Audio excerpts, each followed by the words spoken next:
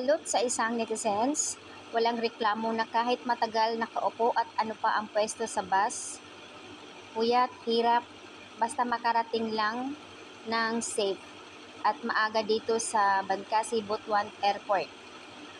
Yun lang po talaga yung masasabi ko na kung ikaw ay talagang solid na Kim Pao fan, walang dahilan para hindi ka makapunta kung talagang gusto mo silang makita.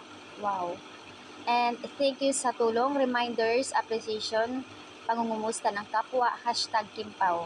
I'm blessed to be a part of this family.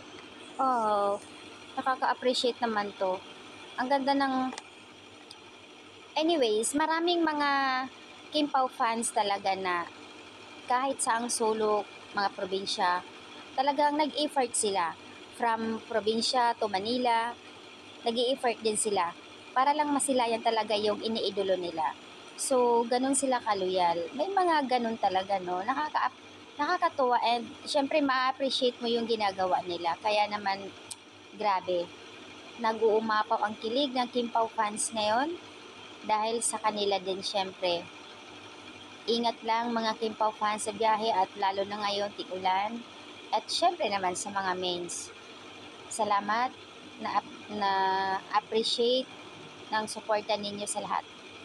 Be safe and kiss Kimpao fans kung sino man andyan lahat. So ayan, good luck at wala pang update sa stage ang Kimpao. So far, ito pa lang at sa mga syempre hindi maiwasan talaga, no? Yung pagbaba pa lang ng Kimpao, grabe na. Yung salubong nila, hiyawan, sigawan, nagkagulo, yung mga cellphone nila. Diyos ko, ganito sila kalala.